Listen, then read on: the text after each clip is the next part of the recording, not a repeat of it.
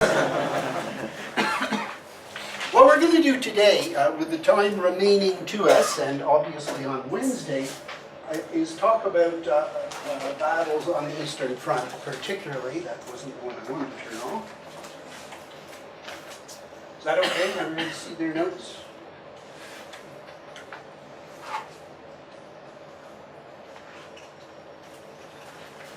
The battles on the Eastern Front, and particularly, of course, everybody refers to this as Stalingrad.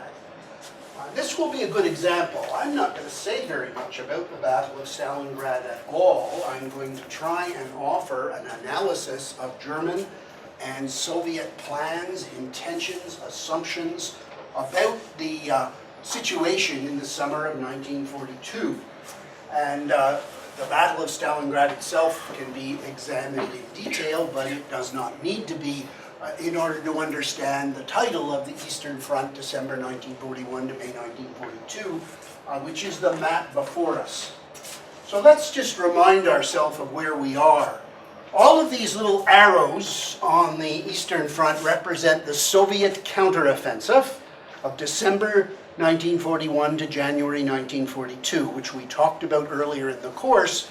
My mentor and professor of European history always used to argue that the Soviets very nearly won the war in December, January 1941, ending forever Hitler's dream of a 1,000-year Reich. But in a sense, the winter and logistics overwhelmed the Russians, just as it had the Germans, and the German offensive, the Soviet offensive in the winter ground to a halt after making very substantial gains and creating, of course, this infamous pocket that was supplied by air by the Germans in order to sustain their forces until the Soviets were exhausted. So by the end of January 1942, the defensive perimeter that we're talking about runs from the outskirts of Leningrad down along this rather curious zigzag line all the way to the Sea of Azov in the south. And the question now is, what is going to happen in 1942? The first thing that we have to bear in mind through all of this is that Western Allies in the early part of 1942 are not able to do very much about the war. I tried to explain very carefully that the combined bomber offensive, which begins to be a serious impediment to German power, a serious diversion to the German war effort, and begins to do significant damage to German cities, is a total bust in 1942. The twin-engine Wellington bombers, the lack of navigation devices, the low bomb loads, the inaccuracy of any kind of targeting means that throughout 1942 there's very little bomber command. The only offensive weapon the Western Allies possess is able to affect the war in any serious way. It just doesn't happen. And obviously, the idea of Second Front now, which we've talked about before, which becomes a propaganda tool during 1942, is judged to be impossible. The Americans, General George C. Marshall, advocated an emergency landing on the coast of France, the name of which I couldn't remember last time, but it's Operation Sledgehammer, which was an operation intended actually as a sacrifice operation in which British and Canadian troops would land on the coast of France in order to draw resources away from the Eastern Front, and in particular, perhaps, to draw the Luftwaffe away from the Eastern Front for reasons that we'll go into in a few minutes. The only thing that the Allies were able to do in the crucial period of 1942, and this is what Churchill told Stalin when he met him in Moscow, is that we will be staging, he said, a raid on the coast of France, which of course becomes the infamous or famous Dieppe raid of August 19, 1942, the purpose of which, from the point of view of the way the war is evolving, is to draw the Luftwaffe into air combat over the beaches of Dieppe. In terms of military or army preparation, it's to learn the lessons of amphibious warfare against the defended beach. But in a strategic sense, it's the only thing the Allies can offer in the summer of 1942 that may divert resources away from the Eastern Front. And I think it's fair to say that Hitler, certainly Stalin, understands clearly that what is happening to Germany outside of the Eastern Front is minimal. So, we now have a situation that we at least can understand contextually, and we have to start with the following thing. What did the Germans think? What were the assumptions they made in 1942 in the planning stage for what they call Case Blue, or if you prefer Operation Blue, the further advance into the Soviet Union in 1942, which will end up in popular imagination, especially concerned with the Battle of Stalingrad. So the first assumption that runs through not only Hitler's thinking, but through the thinking of the German General Staff, and as far as we can tell, every one of the commanders on the Eastern Front who expressed his view in writing, they have come to the conclusion before May of 1942 that the Soviets have shot their bolt, that the failure of the winter offensive, which came as a surprise to the Germans, but the Germans were able to stop it, they were able to dig in, they were able to prevent any serious encirclement of German forces, and therefore their view is that the Soviets tried and failed to prevent Germany from exercising its options, its plans, its control on the Eastern Front. So I think it's important to say this, and it's also important to say that the German view of the Soviets is strongly reinforced by the fact that there is an attempt down here at Kharkov on the part of the Soviets in the spring of 1942 to mount an offensive which will further, if you will, demonstrate the power and prowess of the Soviet army. And the Kharkov offensive results in a disaster for the Red Army. Over 300,000 casualties, many of them taken prisoner and in encirclement. And again, the Germans, I want to say this fairly accurately. All of the planning for Blue is done before Kharkov. But if anybody's having any hesitations about what to do in 1942, the Soviet transparently incompetent failure in their offensive in the south at Kharkov convinces the Germans that they are the ones who can decide what to do in 1942. And Hitler's phrase, which will stick in your mind perhaps, that is repeated to somewhat ad nauseum in the literature, says, if winter belongs to the Russians, summer belongs to the German army. We are the ultimate professionals. So once we have done away with the problem of mud and rain and snow and sleet and ice, the German army will be triumphant.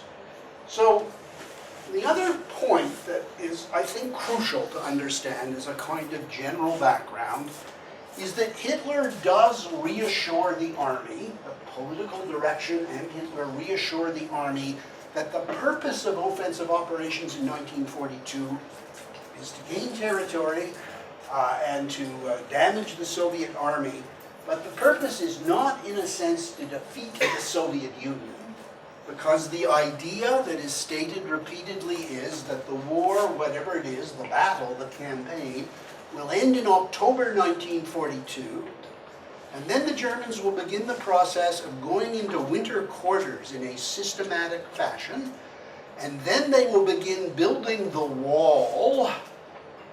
Wall is a concept rather than a literal thing that they're going to construct, but it's in some senses like a wall. And in Hitler's phrase, the idea is a war against the Soviets will now rage for 1,000 years on the frontiers of the Reich that we have built, which will encompass the Ukraine, White Russia, and the Caucasus Mountains, because the oil fields of the Caucasus become the strategic, logistical, if you will, imperative for the summer of 1942. But again, I'm just going to repeat myself and say that there is a general understanding among the Germans that it may be impossible to completely defeat the Red Army. It may be impossible to occupy Moscow, and even if you do, the Soviets can retreat further towards the Ural Mountains. So the object is a limited object in preparation for the war, which Hitler talked about way back in Mein Kampf, in which he said that 1,000-year war will rage because that war is what produces the the best of the race. That it's kind of like a Darwinian view that having a war to continue to fight will be of great advantage to the German people. Now, people listen to all of this stuff. How fantastic it is another question. Let's switch then very quickly to the plan. So Plan Blue, Case Blue, is an attack towards the Caucasus Mountains and a securing of the oil fields. Down here, Copp is the major oil field, but there are a series of oil fields in this area which are crucial to the Soviet war effort and can be, if captured intact, crucial to the German war effort. So the advance of the attack by Army Group South is quite clear. What do you do next? The first thing is that you have to be in a situation where you take the German army, which currently consists of 180 divisions in various states of formation, 180. Army Group South, the army that will advance from positions in the Ukraine into this area and end up at Stalingrad, which is over here, and at Copp, which is here. The advance that will take place will be conducted by 68 of the available German divisions. We have to go at this slowly and carefully.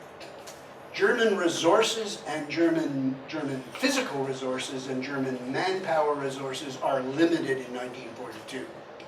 Out of the 180 divisions, only the 68 divisions of Army Group South are brought up to strength. The average German division on the Eastern Front in 1942 is at 50 to 60% strength. As a result of the winter campaign, as a result of the general problems that the Germans are having in mobilizing manpower. So Army Group South alone gets all of the Mark IV tanks that are being supplied from the factories. It gets all of the additional manpower, and those 68 divisions are built to full strength. And therefore, Army Group Center and Army Group North must go on the defensive. They are in a situation where they will lack the resources to undertake anything except local attacks of any kind.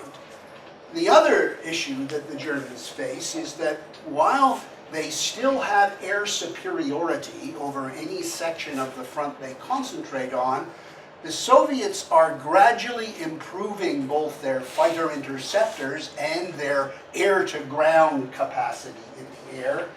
And therefore, the Germans are going to have to make a decision, which is the obvious decision to make if you're concentrating on Army Group South.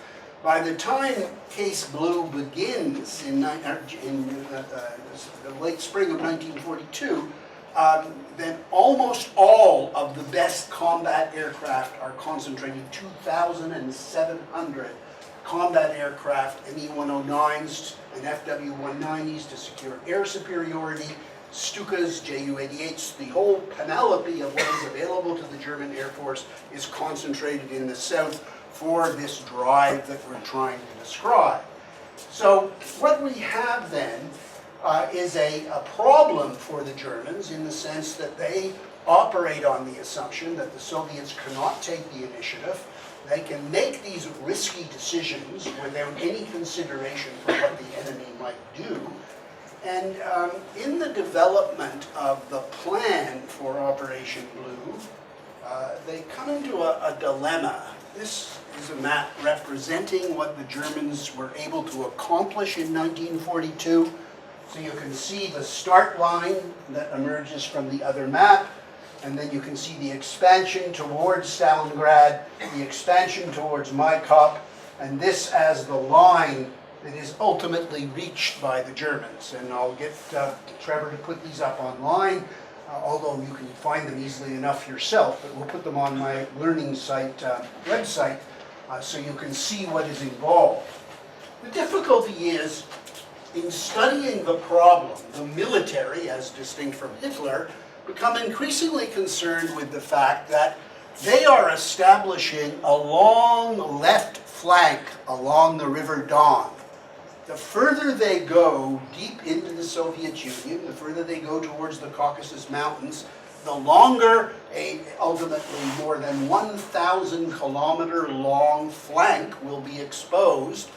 And the Germans simply do not possess, if they are going to reach Stalingrad, they're going to go to the Caucasus here, they're going to go to the oil fields there, they do not possess enough troops to cover the operations that they've undertaken.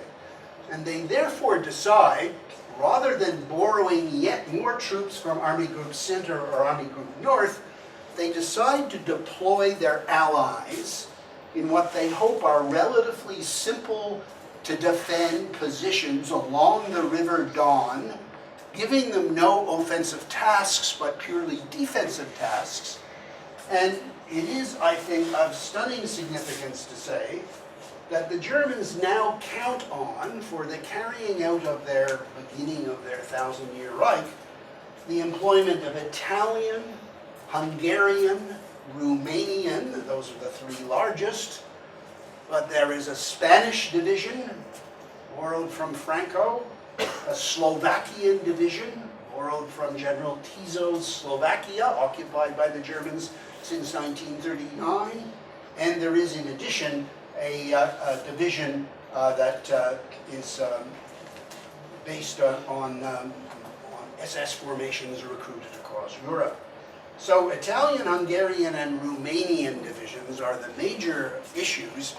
And to try and give you some idea of what is involved, the Germans are actually bringing to the Eastern Front, because all of these divisions will have to be transported from Romania, Hungary, and Italy, as well as Spain for that matter. They're bringing 48 divisions across Europe to take on this purely defensive role along the Don frontier, even though they are, by the way, 48 divisions and their logistical support in what we'll call the Allied armies, allied to the Germans, represents 680,000 men. 680,000 men who have to be fed, clothed, provided with basic munitions, not much in the way of petrol, oil, lubricants, because they're not going to be mobile in any way, but an absolutely enormous burden upon the German logistical system.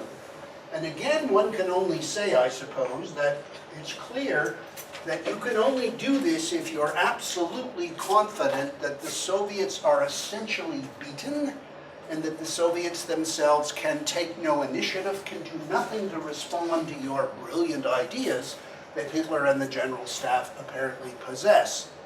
So, we find ourselves in a situation then in which the Germans are operating in a world where only they can have any thoughts or actions. So we have to cross very quickly into Stalin and the Stavka's mind in Moscow and see how they're trying to deal with the circumstances of 1942, especially after the failure of the Kharkov offensive. The fundamental Soviet assumption is totally different from the fundamental German assumption. The assumption is simply that the Germans will have to reinforce their attacks on Leningrad and Moscow. They lack any clear perception. There are enough signs, I suppose, but intelligence that cannot be interpreted. It's just like having a needle in a haystack. You can find information that ought to have led the Soviets to believe that the attack would come in the south, but it's included with all kinds of information or disinformation that indicates a repetition of the siege of Leningrad, a conquest of Leningrad, and an advance on Moscow, as in 1941. The consequence of the Soviet preoccupation with Moscow and Leningrad in the early part of 1942 is that very large Soviet reserve armies are coming into existence. Soviet Union, I would be tempted to say, has very little problem in mobilizing enough manpower to create a 3 million man army. The problem is the question of equipping and training it. So the reserve divisions are coming forward at a, what we'll call a steady, understandably complex rate, and they are essentially being held in the Moscow area, or the area immediately on either side of Moscow, facing the German Army Group Center. So complete and utter misunderstanding on the Soviet side of what the German strategy might be. So these large reserves, which are not intended to be used in the way that will be used, become a crucial factor in the area. And the Soviets are also, it is fair to say, developing and devoting their air resources to Army Group centers so that they are, in fact, in the course of the early part of 1942, able to achieve air superiority over large parts of the central, or Moscow, if you want to call it simply, as simply as I can, that front. So, what we need to do then is, I just realized I've run out of time again, that this attack, which begins in May of 1942 and presses forward, reaches a situation, and I guess I'll leave you with this because I do want to talk about the Battle of Stalingrad and the Soviet counteroffensive when I'm not rushing, is that from roughly the beginning of Operation Blue until the end of September, the advance is so rapid and the Soviet resistance is so light or so disorganized and poor that there is a sense among the Germans, and I guess I should mention that if you want to look at the World at War series, which I recommend, the series film on Stalin, which is called Stalingrad. Somebody asked me how to source this. I thought it was pretty easy. The easiest thing to do is, it's the World at War series. And if you Google, I'll get somebody to put it up on the website. But The World at War is the name of the series, and it was made by Thames Television. So if you Google those two phrases, it'll come up as the third entry. All of the World at War series is available online and easily accessible. The reason that I like the Stalingrad film is not so much for the half or more of the film that's on Stalingrad itself, but there's a lovely series of passages from contemporary 1942 film footage, German and Russian, in which the Germans take a village, they win a river line, and then behind is this friggin' horizon that goes on forever. No villages, nothing in sight. And you go another 200 kilometers and you fight another slight encounter battle and you win it, and after you've won it, you have to go forward again and the horizon is empty. And the film does in fact display just how vast that part of Russia is, how empty it is, how unfeatureless the terrain is, how there's nothing to do. You can't live off the land because there's no surplus among the peasant population to live off of. And by the time the Germans get to Copp, by the time they get to the extended part of their advance, just getting fuel and food and even water forward to the troops is absorbing so much of the transportation capacity of the German army.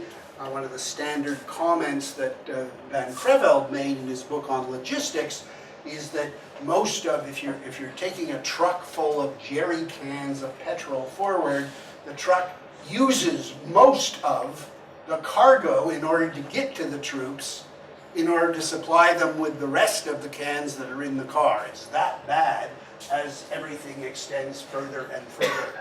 So it doesn't take a stroke of genius to suggest that this entire nature of Operation Blue has got to be based on the flimsiest of assumptions about the enemy, not based on evidence, not based on intelligence, but simply based on the fact that you can do this and that you are going to count upon Hungarians, Romanians, Spaniards, Slovakians, Italians on that long flank to protect you, and you don't have to worry about it because you're convinced the Soviets can't do anything. So the structure of Operation Blue, and the structure includes the assault on Stalingrad, which we'll talk about on Wednesday. Okay, remember what I said about the exam. If anybody feels hard done by or would like a detailed explanation, then I'd like you to make an appointment with me. I'm going to go back to my office now if anybody wants to talk to me now. Sorry, I want to say one other thing. If anybody, there are two people, Trevor, who only had to give one question?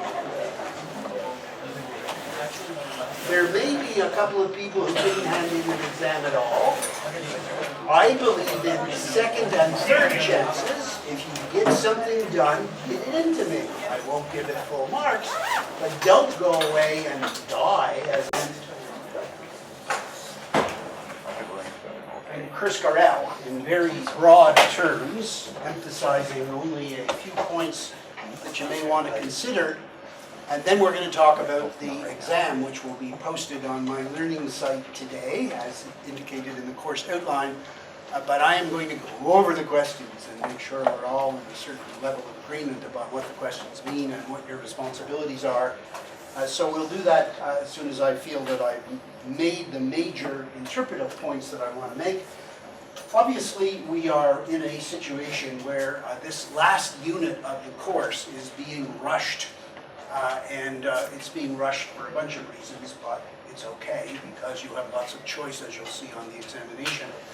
I've also decided that I'm going to reorganize the last third of the course, so there'll be a new, slightly modified outline up on my learning site probably by Friday.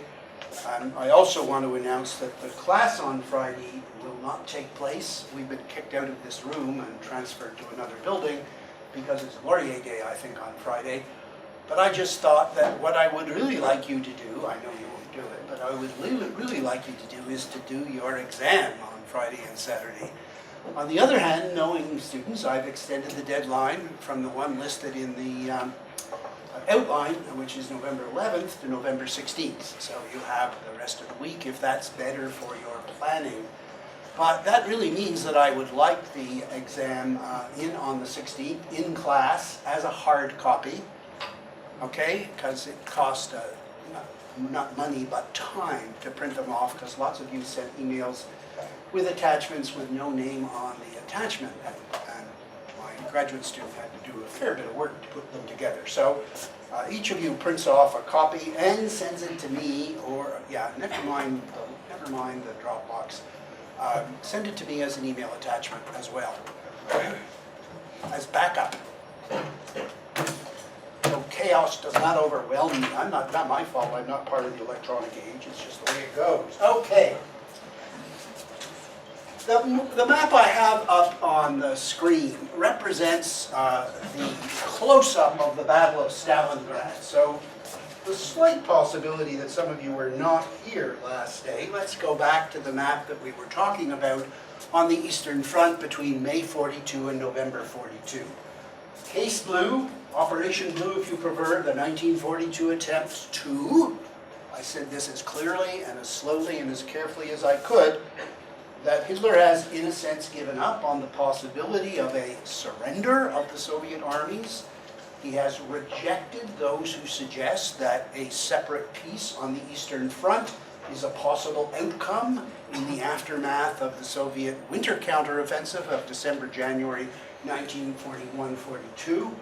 And he has convinced his generals and himself that Operation Blue will drive into the southwest towards the Caucasus Mountains, will secure oil resources that are invaluable to the German war machine, will guarantee the security of the Ukraine, which is to become the breadbasket of the 1,000-year Reich that Hitler is building, and he guarantees the army that there will be no repetition of the previous year's nightmare in front of Moscow with people freezing to death in the snow, but rather the offensive will end by October of 1942, and there will be ample time, particularly in the south, the southern part of the Soviet Union, for the German army to go into winter quarters, and that the logistics that will permit that are, Hitler will argue, in place.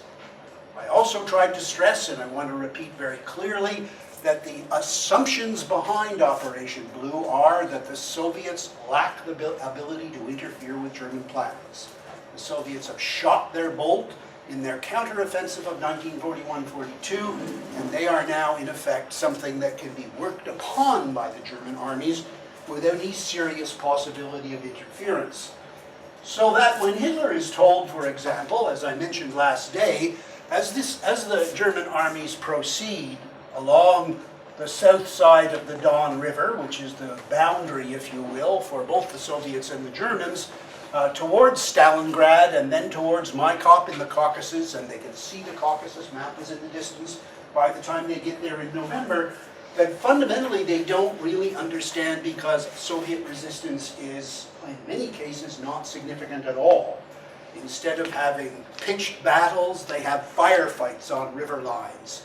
And when they're finished with the firefight, again repeating myself, the great distant horizon of the Soviet Union seems to go on forever and ever and ever. Hitler takes this as proof, so do the generals for that matter, that the Soviets are finished, that the Soviets cannot interfere with the plans that the Germans have to conduct this offensive operation, secure the Orane, secure the oil, and then, as we said before, erect a wall, a metaphorical wall, against which a war with the barbarians of the Soviet Union will rage for as long as the 1,000-year Reich lives, because that will be the circumstance that allows Germany to continue to function as a virile militarist society. Now, I know all of that sounds like crap, but that is in fact what the discourse within the German hierarchy is about, and it's the kind of speeches that Hitler gives repeatedly to his generals, and the concept is put forward time after time. So as I tried to say last day, everything at this stage goes very well. One could not ask if one was a German general for anything more. And the logistical problem, which begins to appear on the Caucasus Mountains, where, as I said the other day, when they get to the Maikop oil fields, the Soviets have not unsurprisingly blown them up. So whether they are a long-term resource for the for the German war economy, they are no short-term solution to the problem of mobility for the German army and its panzer divisions. So the problem of delivering fuel as well as food and ammunition to the armies, which are at this very long distance from rail bases back in Kiev, the Soviets have, needless to say, blown up the railway lines as they have withdrawn. So everything has to be brought forward on motor transport, which the Germans are very weak in. I'm sure you've all been told before and know that the German army was largely horse-drawn, and that only a limited amount of the German army could be supported by trucks. And the German economy, the German automobile truck industry, had not gone over to the kind of normal mass production that was characteristic of Canada and the United States, and even on the margins, Britain and France. Rather, the Germans had superb automobiles and superb trucks, but no ability to produce like the standard GM Deuce and a Half, which would fuel both the American, Canadian, and ultimately Soviet armies in terms of transportation capacity. So the dilemma the Germans are in is a very considerable one. So we end up, as everyone presumably who watches television or movies or anyone else about the Eastern Front knows, at Stalingrad. And what I think needs to be stressed is the complete apparent ability of von Paulus's Sixth Army to make its way to Stalingrad and to occupy 98% of the town and the surrounding countryside. This is the Volga River, a great deep, wide river in the heart of Russia. And it's true that the Sixth Army is not able to cross the Volga River, but nobody has really got that very clearly into their brain at the moment about how much of a barrier the Volga is. It's not a stream that can be leaped. It's about, for example, triple the width of the Don River at that particular sector. So we have this situation all through the later part of November and December, where it appears to Hitler, and indeed it appears to Paulus, and it appears to the other commanders of the German army, that in Hitler's phrase, one more effort will break the Soviet resistance at Stalingrad, and then Sixth Army will be able to go into winter quarters in the Stalingrad and adjoining towns, while in the southwest, the rest of the German forces that matter will go into winter quarters because there's no apparent Soviet resistance of any significant kind taking place in the Caucasus Mountains. Now, of course, what is happening, and it's not clear the Germans understand what is happening to them, is the Soviets in fact have very, very substantial forces, even here on the east bank of the Volga River.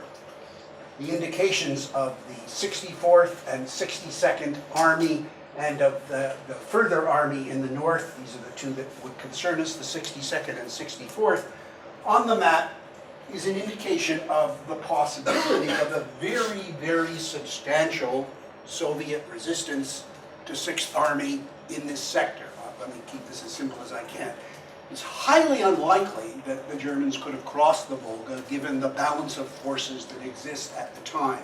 But what really matters about the Battle of Stalingrad is the plans that the Soviets have adopted. And these plans, while they are very, very difficult for the Soviet soldiers, are highly effective. Basically what the Soviets do, as I'm sure many of you know, is each night as it becomes dark and as they're free from any German air cover or from observed artillery fire, enough reinforcements cross the Volga River to take over from those who have been killed during the course of the day and to refresh the Soviet forces clinging to the sections of Stalingrad along the river. So what the Soviets are doing really is, I think the best estimates is by now the Soviets considerably outnumber the Germans in the Stalingrad sector.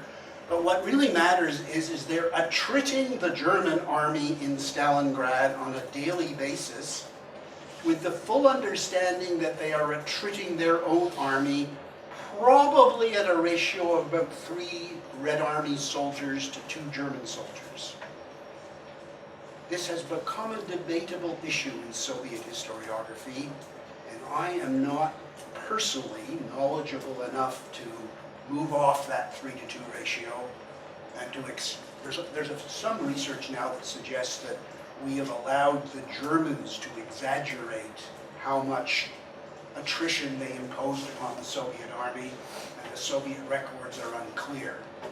Maybe so. So for the moment, the 3-to-2 probably is pretty close. It might turn out to be 2.5-to-2 if full statistics were gathered. But the idea the Soviets are trying for is not to take back Leningrad, but simply to keep the Germans engaged in a series of firefights at very considerable human cost on both sides, with the full knowledge that the Germans will wear out before the Soviets will.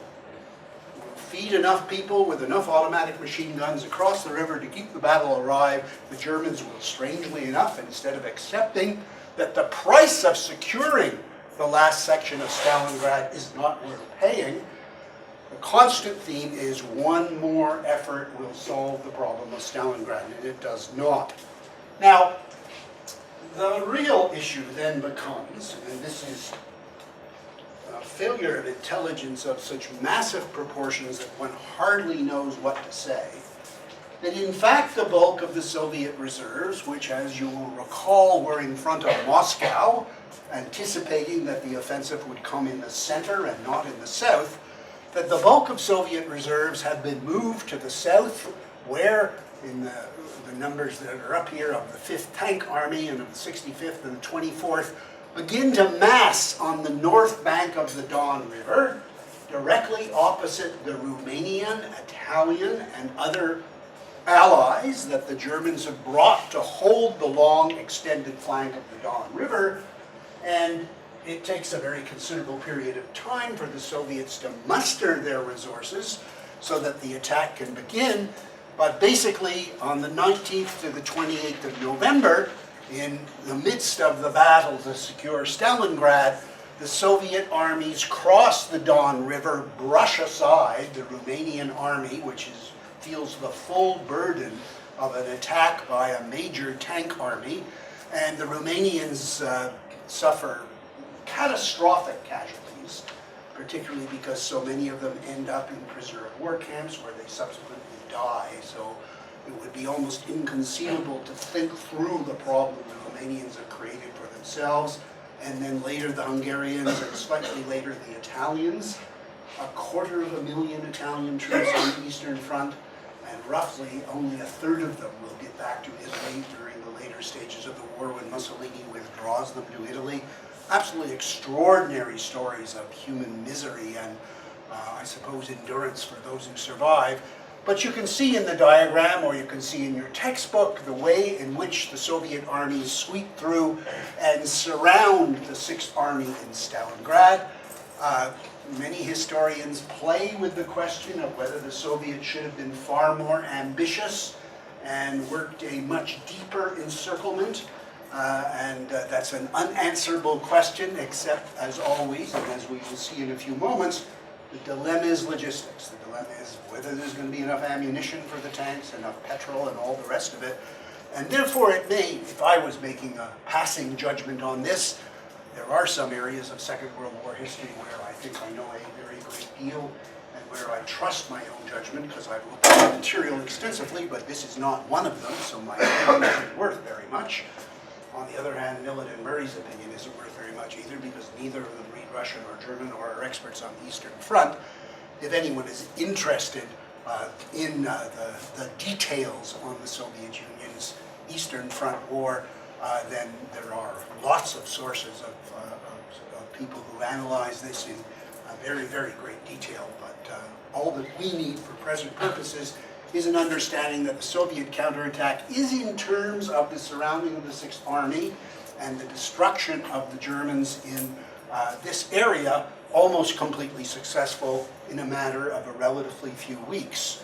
Perhaps most importantly of all, it leaves in, if I can go back for a second, it places the Germans in the south down towards the Caucasus Mountains in an unacceptable situation. Now, instead of having secure lines of communication, their lines of communication may be cut by the Soviet counteroffensive coming from the south side of Stalingrad. And therefore, they have no choice except to retreat. So all of the great gains that they have made in the fall of 1942 now must be sacrificed, and we begin a massive withdrawal to make sure we get past Rostov and the Sea of Azov here so that a new German defensive line can be built somewhere in the interior. So suddenly the Great German Offensive turns into the Great German Retreat, which is quite different from the problem of Stalingrad and the Sixth Army. Because of course, I'm sure you all know, the Sixth Army will eventually be forced to surrender. Attempts to reinforce it or supply it from the air fail. The German General Staff Quartermaster Corps points out to Hitler and the generals how many twin-engine aircraft carrying light cargoes would be required to feed an army as large as the Sixth Army, and obviously it can't be done. So the Soviet iron boundary around Stalingrad will eventually force a surrender of Sixth Army. And if you watch the World at War series on the Battle of Stalingrad, which is simply called Stalingrad, the movie ends with long, just frightening lines of German soldiers marching off into the interior of the Soviet Union, where the vast majority of them will die. A combination of starvation, overwork, exposure, and just plain indifference on the part of the Soviet armies to the fate of the German soldier. So the catastrophe of Stalingrad is psychologically powerful, especially at home in Germany, because the idea of the invincible German army now being so thoroughly defeated in a mass battle of this kind is very hard to cope with. In Germany itself, for example, the radio plays funeral-like music for the next 48 hours after the news of Stalingrad comes out. And Hitler expresses, not for the first time, but for the first time in the context of defeat, an expression, which I'm paraphrasing, not quoting exactly, but it basically he says, if the German people fail me, then they are not worthy of existence. In other words, Hitler, have offered the German people the opportunity to rule the world, and if they're not able to bring off this military achievement, then they're not worthy of survival as a people. Now again, that's a discourse that's very difficult to come to grips with, but I've got to pause on it because we are now in a situation in January 1943, February 1943, where if you sit down and try and figure out how Germany can win the war, then it is very difficult to put together a plan And therefore, what you have to start doing is living, if you're Hitler and Himmler and Goebbels and the others, increasingly in a fantasy world.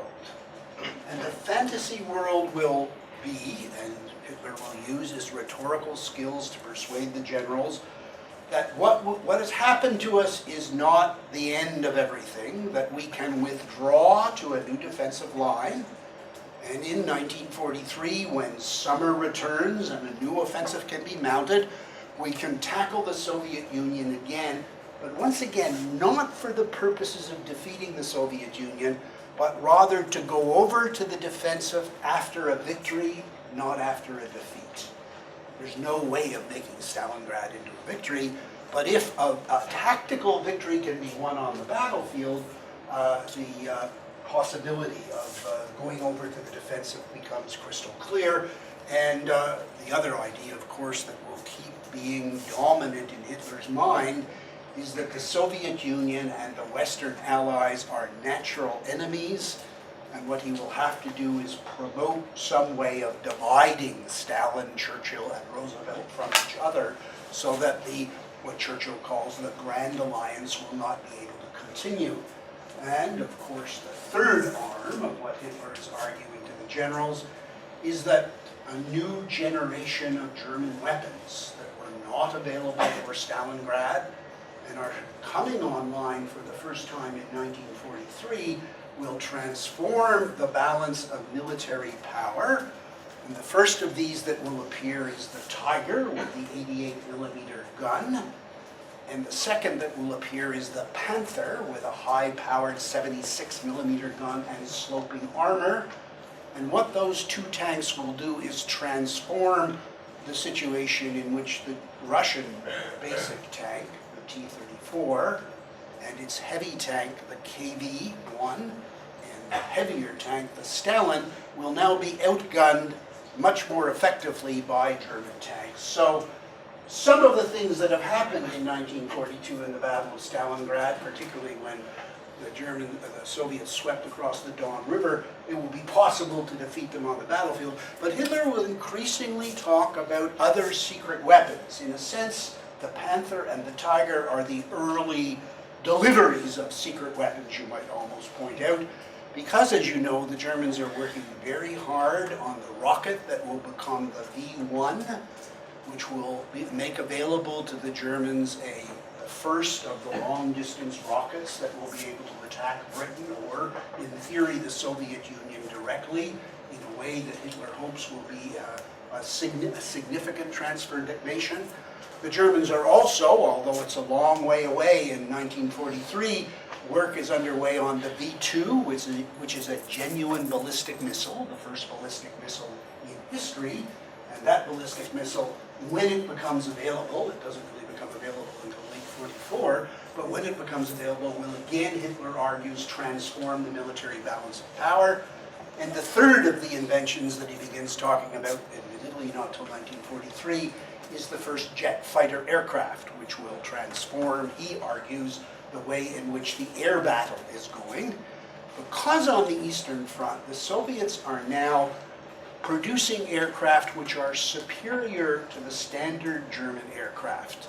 The first Yak and MiG fighters that become available in late 42, early 1943 are certainly superior to the VF Messerschmitt 109 and are roughly the equivalent in air superiority contests to the FW-190, the Focke-Wulf 190, which is as far as German air aviation ever gets during the Second World War, and that isn't far enough for either the Soviets or for the Western Allies.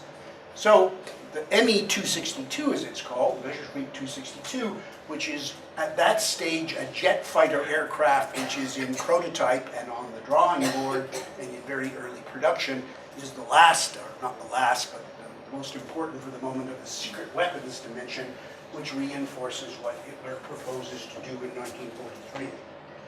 So,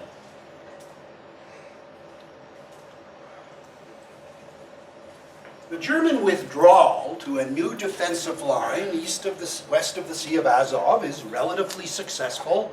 The Soviets, once again, or perhaps have been overambitious, or at least their logistical basis for continued pursuit of the German army begins to fail, and the Germans are able to dig in ground that is well short of anything like an abandonment of the Soviet Union. Kiev is still over here, but the situation ends, that is, the Soviet armies run out of steam. Physical exhaustion and logistical exhaustion stop the Soviet armies from advancing by late March, early April of 1943. As it ends, it is simply the case that the Soviets in this sector have advanced well beyond on either flank, so you have this vast bulge in the Soviet lines, a salient if you will, although it is a very large salient.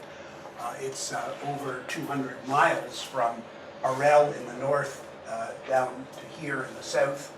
As far as Kharkov, but since we mentioned Kharkov before, the salient is between Kharkov here and Orel here.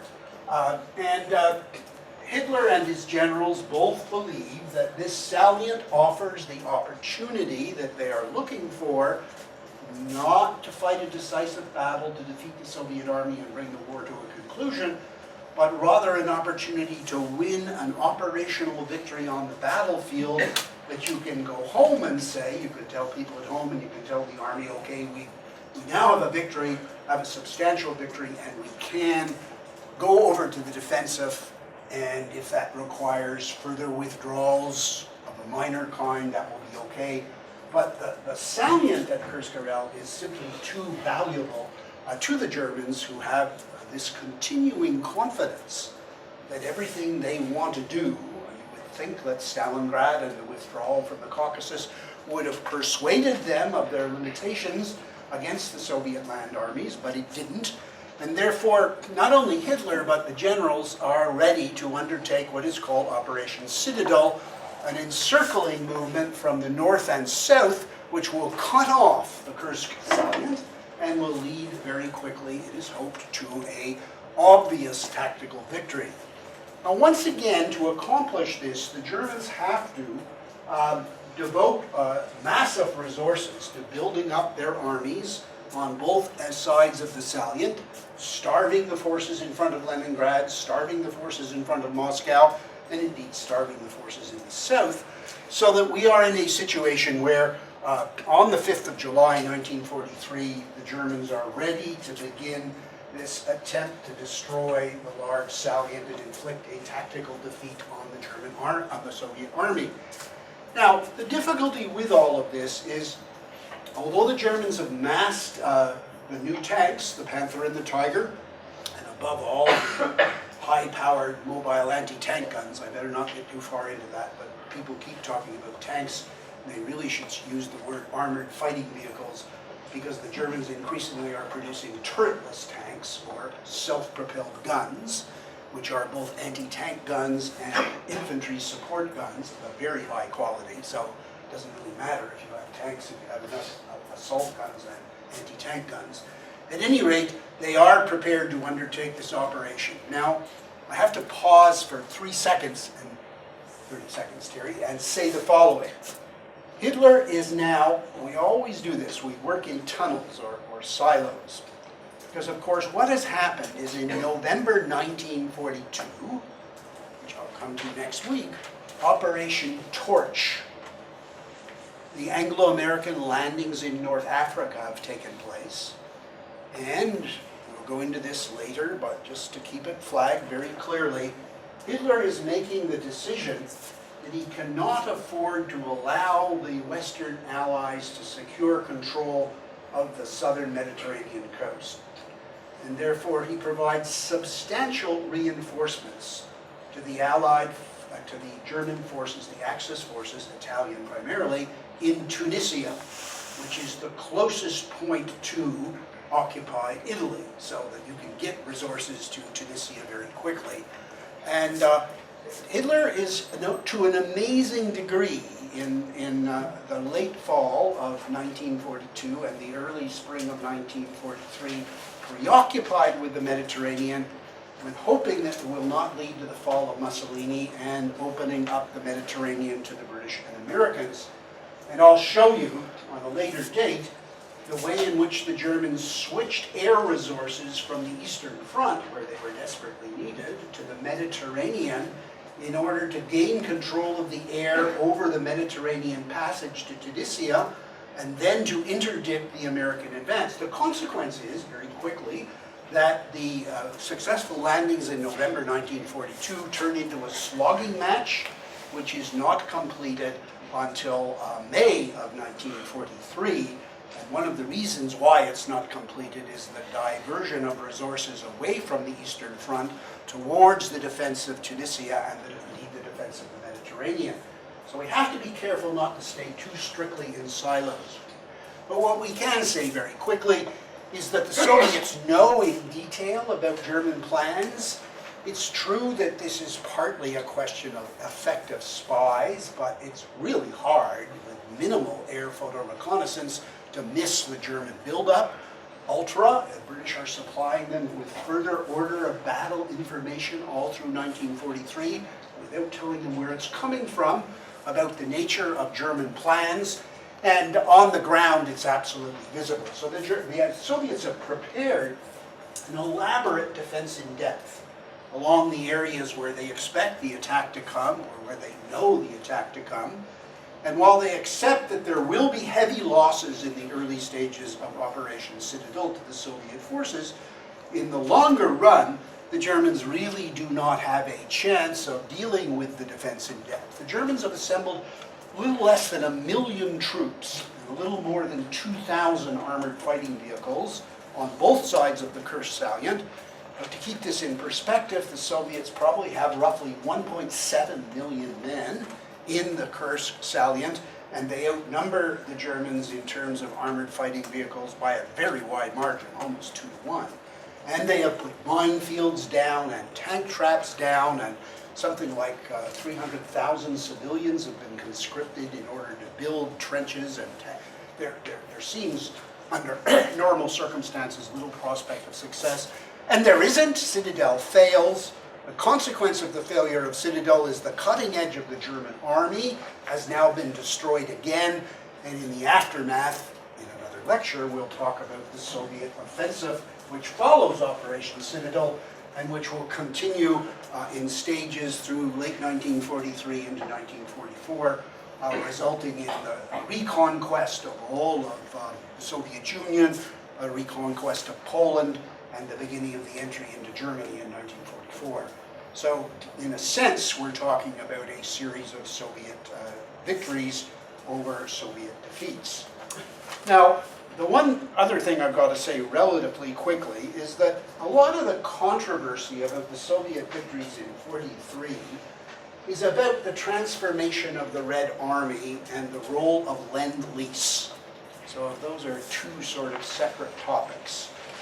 Lend-Lease, the system that Franklin Delano Roosevelt had announced way back before America entered the war as a method of sending supplies to Great Britain in the period before Russian entry into the war, and then to Russia as well, involved essentially the transfer of large resources from America and Canada. Canada made a very large contribution to Lend-Lease in order to, in a sense, sustain the Soviet war machine.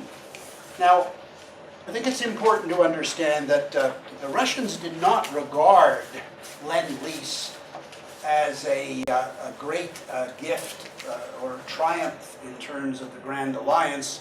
At one point, Stalin said, and I wanted to quote it, "We have lost millions of people, and they want us to crawl on our knees because they send us spam." Spam is a canned meat that, in fact, we sent lots of it to the Soviet Union. And that's a clever line, but the reality is the United States and Canada between them sent, during the course of 42 to end of 44, early 45, but very heavily in 1943, the best estimate at the moment is almost 500,000 of those deuce-and-a-half trucks and jeeps, which provided much of the mobility the Soviet army used in the development of its counteroffensive capacity against the Germans. We also sent, or the West sent, all kinds of steel and of communications equipment by the gazillion, and food, including Spam, 5.5 million pairs of boots to outfit the Soviet army, and 2 million, these are basic statistics, you could look this up on the web without difficulty on Lend-Lease, 2 million tires. Is one of the problems about sending trucks is the tires would quickly wear out and there would be no tires available in the Soviet Union to replace the tires that wore out. And 23 million yards of cloth for uniforms.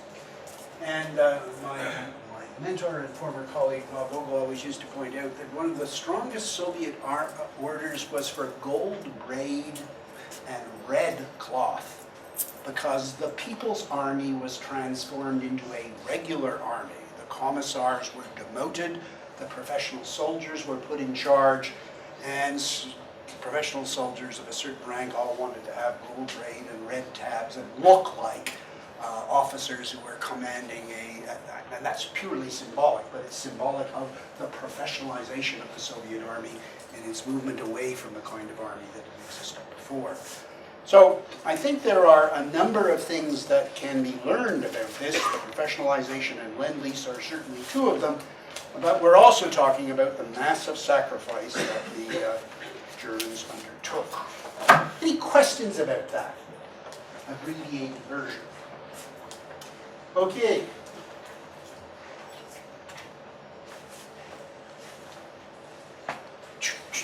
Two questions, one in essay form, maximum 800 words, and the other in an outline of the essay you would write. Indicates sources as notes, including lectures, text, and suggested readings. Most of you did that, no problem at all.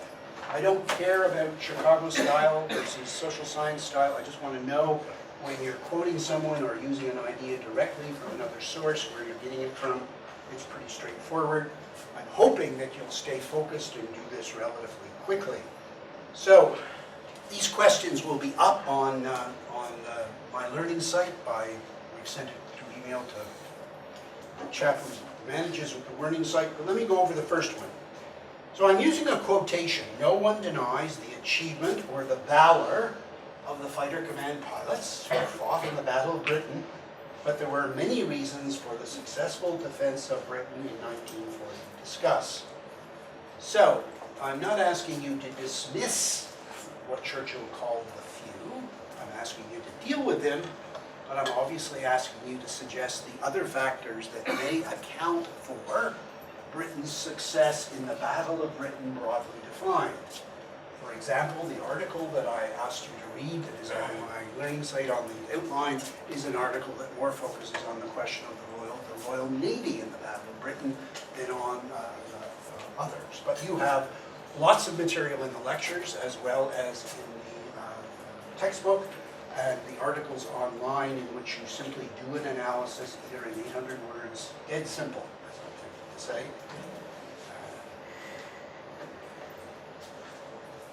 The second one is kind of interesting, I think. When the Canadian War Museum opened, Canadian veterans, especially those who served in Bomber Command, 25% of all aircrew in Bomber Command were Canadians, protested the text used for the exhibit. The text was, there's a lot of stuff in the newspapers if you wanted to go back and look at it, but it doesn't greatly matter. The text was written by someone who was convinced, number one, that the bomber offensive was immoral and wanted to say so, and was ineffective and wanted to say so. And therefore, a 8-line statement of that kind was made, and I was, as always, I was supposed to be on the advisory committee to the Canadian War Museum. A marvelous example of bureaucracy. They pay for us to go to Ottawa, pay our plane fare. We'd stay in a nice hotel, we'd have a nice dinner, and they wouldn't listen to a word that we were saying. It was that kind of situation where you want to say, we consulted all of these historians across the country. And I say this, I got to be careful, because Roger Sardi, my colleague, who's somebody you must have taken classes for, was the deputy director of the War Museum, and Roger's always saying, but Terry, we asked you, we told, and I said, bullshit, you never listen to the word I ever said. And Roger said, well, you know, the trouble is you're working with not with historians, but with display designers. And you're working with museum professionals who don't want many words. They wouldn't let us offer a lot of words about Bomber Command or anything else. And I said, well, it doesn't matter whether it's 50 or 400 or, in your case, 800 words. You've got to, in fact, address the issues. So this was, I thought the plaque was outrageously stupid, but that's okay. I got used to that kind of stuff. Anyway, it's quite simple what I'm asking you to do.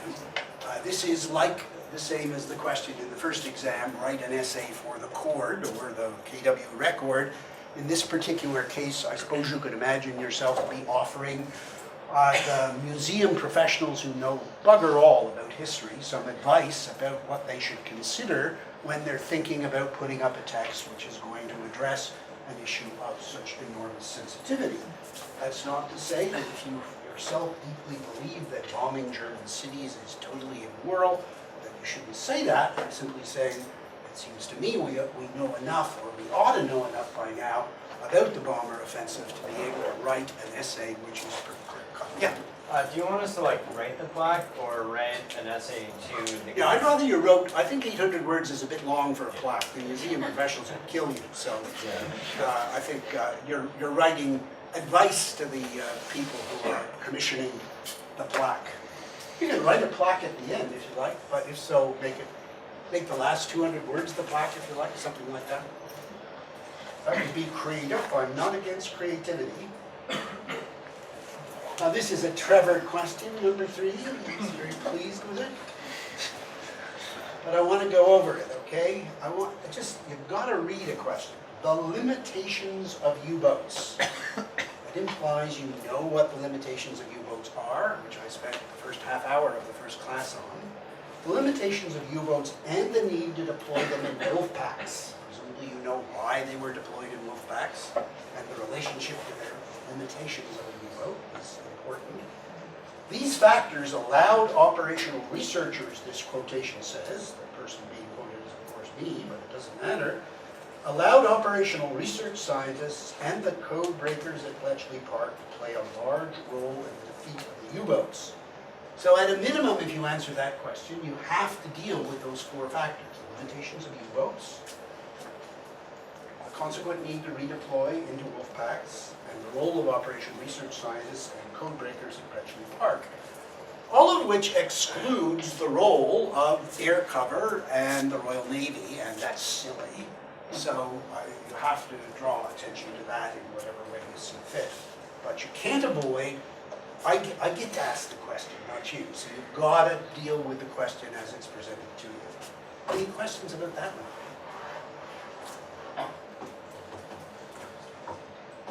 Nice way to spend the evening. Sit down and go through your sources and doing this.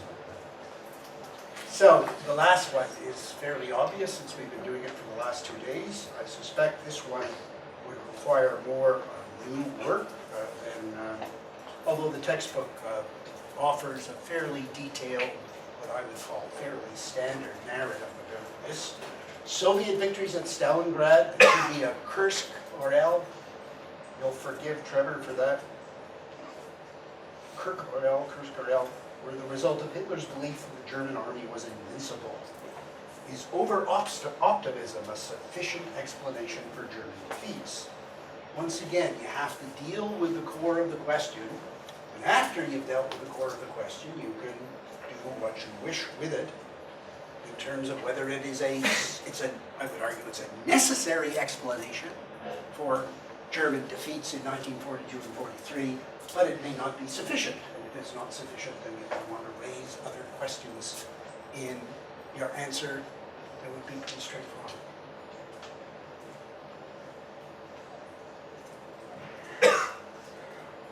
Okay, once again, I'm not having a class on Friday, and if you have the opportunity, you should get this out of the way and get on with another stage of your life. And I'll give you a new course outline for the last part of the course. The reason I'm changing it is I want to keep it simpler. I think 3 topics are plenty, and break it into just 3 topics for purposes of the final examination, which I assume hasn't been scheduled yet. When is it? Sunday, 8:30 in the morning. I know, but what day, how late? Just celebrate the 20th. 20th. Trevor, you bum. Trevor is from Alberta, he has to go home, so that's all right. We'll make him work hard on the second exam. The 20th on a Sunday morning at 8:30. Ruthless.